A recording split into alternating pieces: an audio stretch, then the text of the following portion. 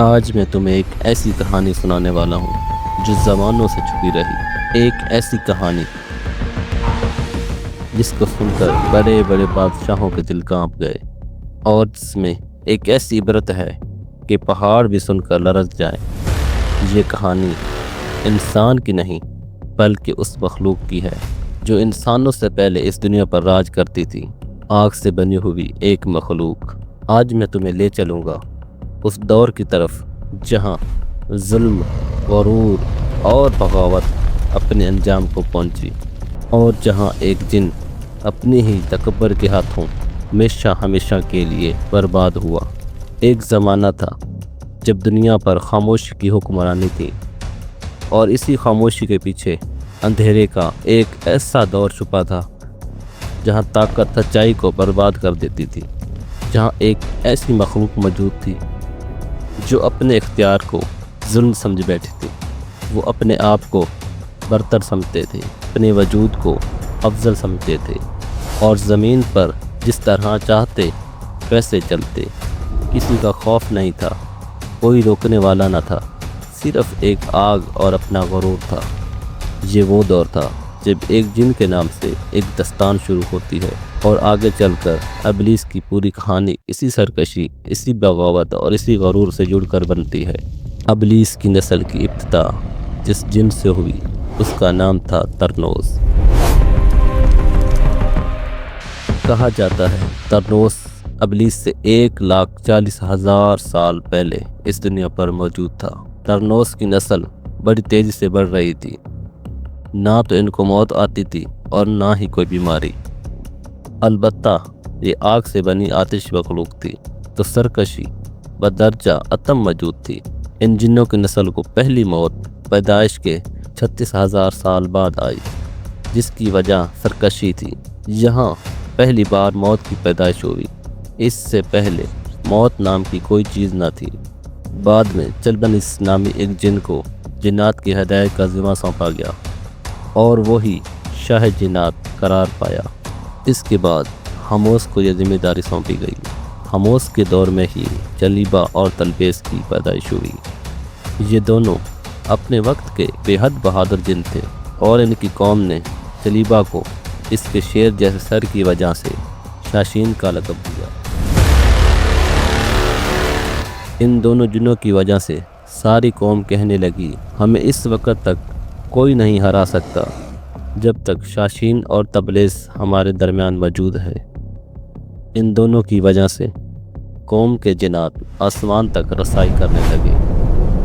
پھر ایک وقت آیا، حکم الہی سے فرشتوں نے ان پر حملہ کر دیا، اور ان کو عبرتناک شکست ہوئی۔ اسی دوران جب اسرائیل علیہ السلام کو ابلیس نے دیکھا تو سجدے میں گر گیا۔ ابلیس شروع سے ایک نڈر اور ذہین بچہ تھا۔ اس میں باپ کی بہادری اور ماں کی مکاری اوٹ اوٹ کر بھری ہوئی تھی۔ اس نے فرشتوں کے ساتھ جا کر توبہ کا باقاعدہ اعلان کیا، اور پھر فرشتوں سے فیض علم حاصل کرنے لگا۔ علم حاصل کرنے کا عالم یہ تھا کہ پہلے آسمان پر عابد، دوسرے پر زاہد، تیسرے پر بلال، اور چوتھے پر ولی، اور پانچویں پر تقی، اور چھٹے پر قبضان کے نام سے مشہور ہوا۔ یہ وہ وقت تھا جب یہ فرشتوں کو سکھاتا تھا۔ ساتویں آسمان پر ابلیس بقا نور میں رہا، یہاں تک پہنچ کر ابلیس نے اپنی عاجزی اور ریاضت کی انتہا کر دی۔ کم و بیش ابلیس نے 40,000 سال عرش کا طواف کیا۔ یہاں اس نے فرشتوں میں استاد سردار اسرائیل کے نام سے شہرت پائی۔ کم و بیش 30,000 سال مقربین فرشتوں کا استاد رہا۔ ابلیس کے درس کی میعاد کم و بیش 30,000 سال ہے۔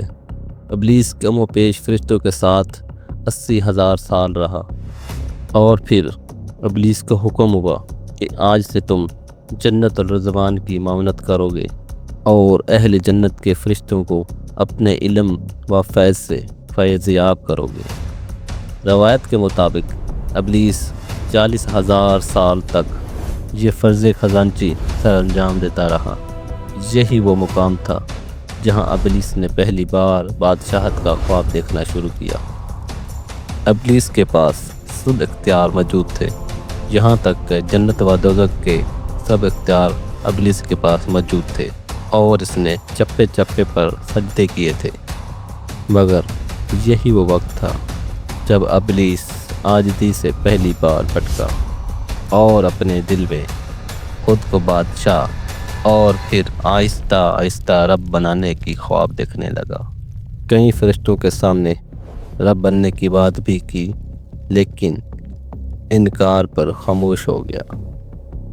مگر اللہ تعالیٰ اس سب سے بے خبر نہ تھا۔ پھر آدم علیہ السلام کی تخلیق کا مرحلہ آیا۔ جیسا کہ قرآن میں بیان ہوا ہے، ابلیس آدم کو مختلف اقسام کی مٹی سے جزوی تخلیق ہوتے ہوئے دیکھتا رہا اور خاموش رہا۔